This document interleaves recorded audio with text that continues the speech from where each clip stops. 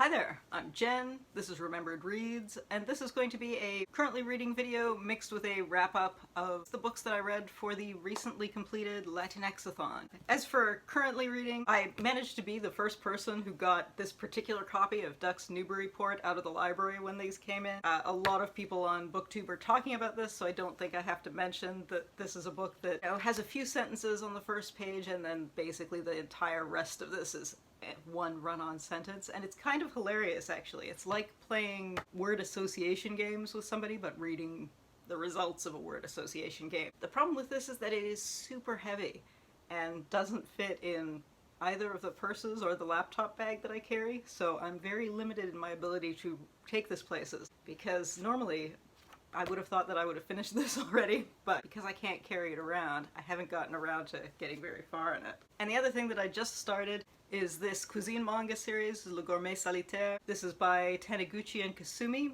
and this was recommended to me by Kazan from Always Doing. We were talking about foodie or cuisine manga. I have not seen copies of this in English. My library had the French and Chinese versions, and I've seen the Italian version online, but I haven't seen an English one, so I don't know if it's available. But there is a TV series based on this that's on Netflix called The Solitary Gourmet, I think, which I think she's watched, and I'm looking forward to having a conversation about this. In the introduction by the translator, he compares this to a film by Truffaut or Cassavetes, so I'm curious to see where that comes from. But yeah, I love a good cuisine manga series. So the first bunch of books that I read were during the Latinxathon, which is a shorter readathon than I originally thought it was. If you haven't heard of it, the Latinxathon is made to coincide with Hispanic History Month in the US and encourages one to read Latin American authors.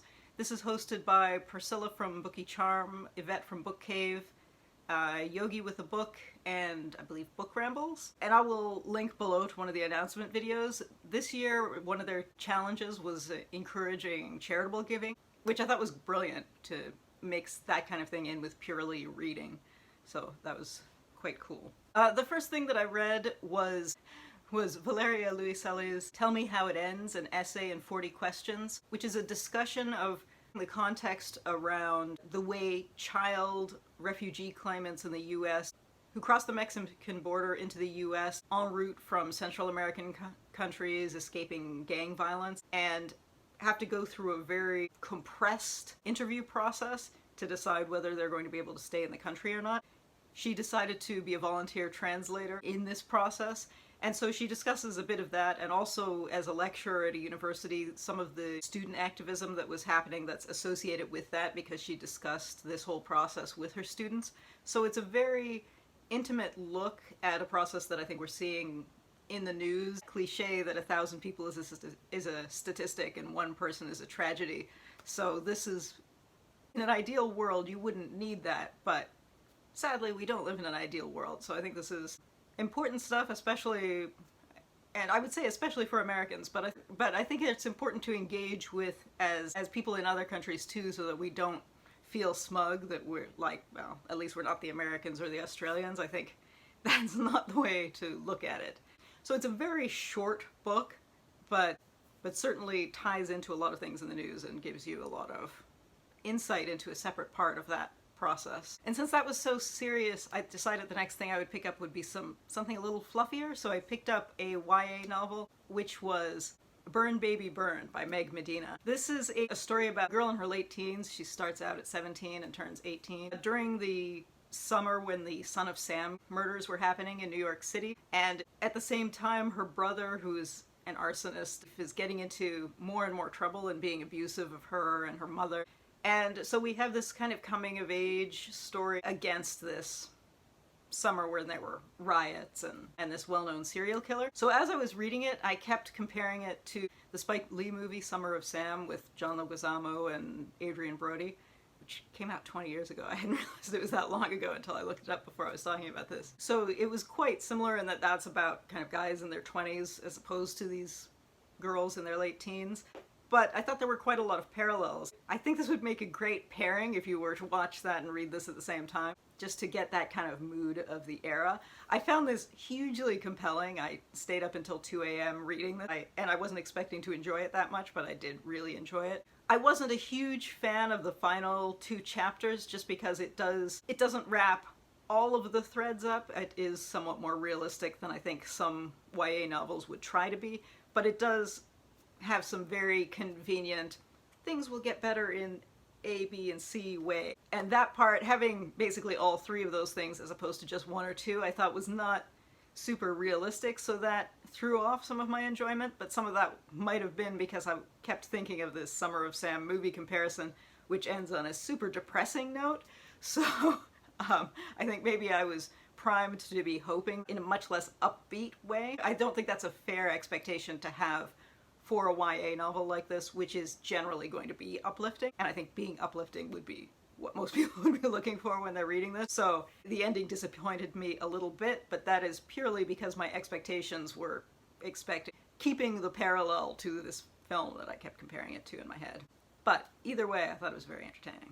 I also read Samanta Schweblin's Mouthful of Birds. This is a short story collection, and like her novella Fever Dream, all of the stories are weird and ranging from weird to creepy. This was translated after Fever Dream was translated. This was translated from Spanish by Megan McDowell, who I think also translated Fever Dream. And I had thought that Fever Dream was basically just a masterpiece of tone and of building a kind of creepy atmosphere. Because these are short stories, they don't have the time to build to that same creepiness, even though a lot of them you can see them going there. So there's a lot of the same kind of family horror and hidden horror, which works well in that I think there's that well-known bit that it's always creepier not to see the monster than to see it, and these definitely do that. Most of the time you don't see the creepiness. There's a lot of implied bits to that. But because so many of these are so short, it just doesn't build to the right point in a lot of them, but it was still quite good. And it's worth keeping in mind again that this was published before the novella originally. It just has been translated more recently, so she was not at the same point in her writing career that she was when she wrote Fever Dream.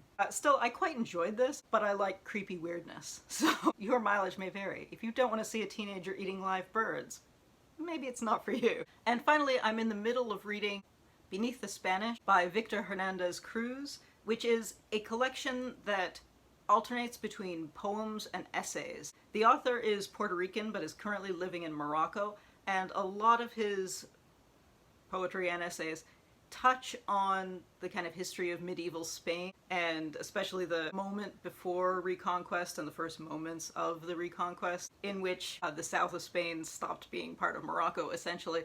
So he talks a lot about the colonial period and the Inquisition period. A lot of the stuff is speculative, like he suggests that Christopher Columbus was really Jewish and that Cologne came from Cohen and things like that, which I think there are different discussions of. I think some of the stuff about medieval Spain has, as I think a lot of us do have, kind of a fantastical or an idealized view of peace and harmony and all of that, which is certainly true compared to the Inquisition and then colonial times, which were happening at the same time, but is maybe an oversimplification. Still, a lot of the points that he makes about language and history and the interconnectedness of everything are really fantastic. I'm going to read part of one of the essays, but it's actually quite poetic as well. The peninsula was a cubist painting in formation, the peninsulares not even in full control of their own territory. Its culture mestizo, as the Moorish Muslims were still lingering with their higher culture. It was a mestizo of language too. The Arabs were in Spain when the language was still adolescent. The Arabic smoked through the Latin. Spanish, like a chick, popped its head out of the eggshell. I love the imagery of that, of language evolution as a hatching chick. So yeah, I'm not finished with that because I've been reading it slowly, basically one piece at a time. Every other poem and essay kind of tie together, so I've been reading one pair and then going off and thinking about it and reading the other. But yeah, I think it's definitely worth picking up if you're interested in that kind of thing. So if you were taking part in the Latinxathon, I'd love to hear what you were reading, and if you've read any of these, I'd love to hear what you thought of them. That's it for now. Ciao.